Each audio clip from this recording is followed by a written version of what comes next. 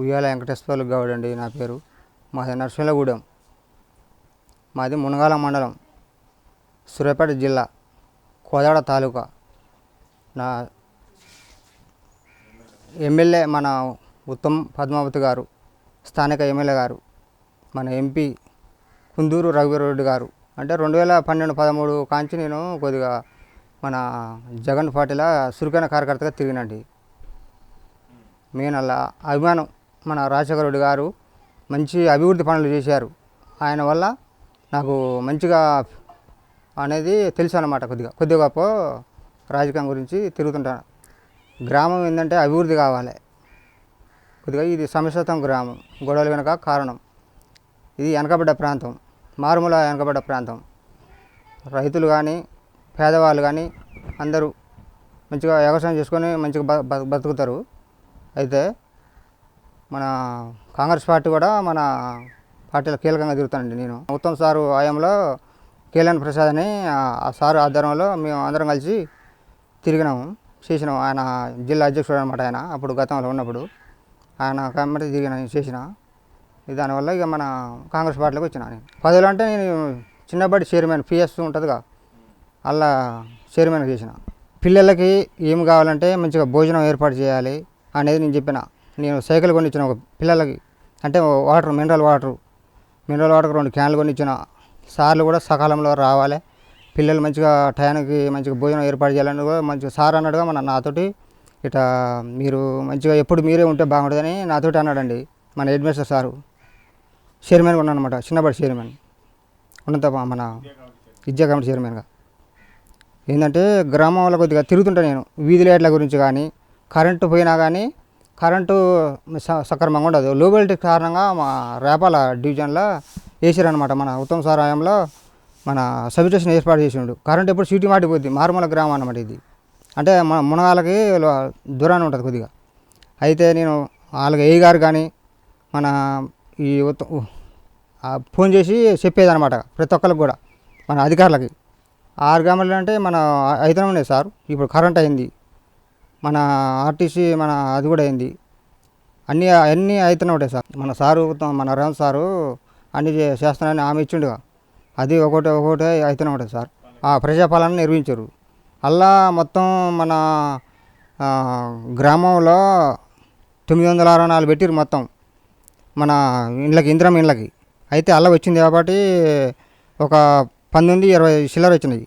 ఏం చేయాలంటే మన ప్రభుత్వం కూడా ఆలోచించి, ఇది పెద్ద గ్రామం అనమాట మునగాల మండలంలో.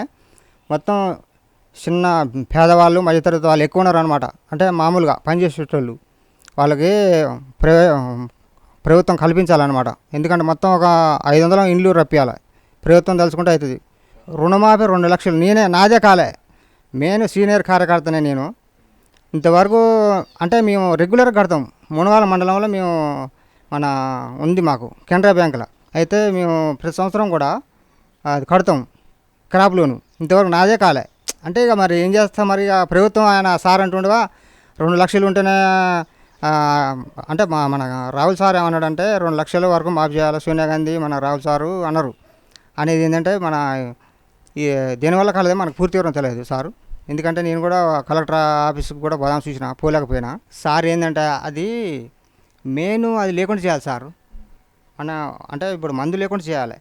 ఇప్పుడు ఎంతమందో మన నా ఆసుంటోళ్ళు పిల్లగాళ్ళు చాలా మంది చనిపోయారు. వాళ్ళ పేర్లు నాకు తెలియలే కానీ దానికి బెల్ట్ షాపులు కానీ అసలు మందులు లేకుండా చేయాలి, రద్దు చేయాలి. అసలు ఉండకూడదు అది.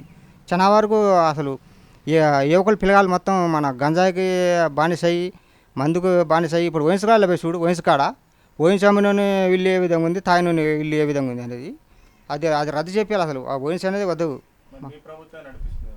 మా ప్రభుత్వం అయినా కానీ ఏం చేద్దాం మరిగా, అది నడుస్తుంది అట. ఎన్నికలు ఇప్పుడు స్థానిక సంస్థలు అంటే మన గ్రామ పంచాయతీలు వస్తున్నాయి కాబట్టి మంచి వ్యక్తి ఎవరైతే ఉన్నారో ఆ గ్రామాన్ని అభివృద్ధి ఎవరైతే చేస్తారో ఆయన్ని ఎంచుకుంటారు అన్నమాట. అంటే ప్రజలు ఇప్పుడు క్యాండిడేట్కి ఒక ఇంటికి ఇప్పుడు 2 ఉంటారుగా, 2 కానీ 3 కానీ 4 కానీ. అయితే 4 ఉన్నారు. అయితే ఇప్పుడు వాళ్ళకి 2000 ఇస్తారు. నలుగురికి 2000 వస్తాయి. అవి ఎడిపోతాయో.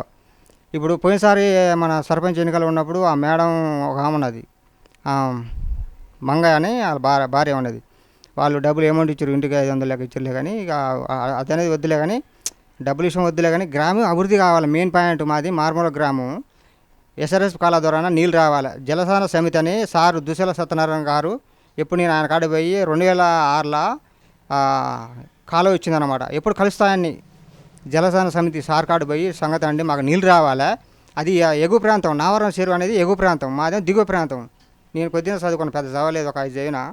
మా తల్లిదండ్రులు మేము మా వాళ్ళు కొద్దిగా ఒక 5వ తరగతి వరకు చదివించారు మా అమ్మ నాన్న అనేది. నేను సారు పెద్ద పెద్దలతో తిరుగుతా కొద్దిగా. ఏంటంటే మాకు నీళ్ళు కావాలి, మెయిన్ పాయింట్ నీళ్ళు కావాలి, అభివృద్ధి కావాలి, కరెంటు ఉండాలి. చేస్తుంది, ఎందుకు చేయదు? అన్ని విధాలుగా సపోర్ట్ చేస్తుంది. మా ఎమ్మెల్యే గారు కూడా గతంలో కూడా బాగా పని చేయలేదు. డైరెక్ట్ మొఖాన్ని అన్నారు, మీరు ఇక్కడ ఉండలేదు, స్థానికంగా ఉండలేదు, ఎన్నపై ఉంటారు, మీరు మంచిగా చేయట్లేదు, పరిపాలన చేయట్లేదు, ఉండట్లేదు, ప్రజల కాడ ఉండట్లేదు, ప్రజల గురించి తెలుసుకోవట్లేదు కూడా అన్నారు.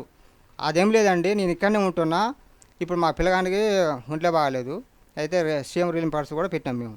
అయితే మొన్న మేడం గారిని కలిసి వచ్చినాం, మొన్న అంటే ఆఫీస్కి పోయి కలిసి వచ్చినా, తీసుకుర్రు అది కూడా తీసుకుర్రు.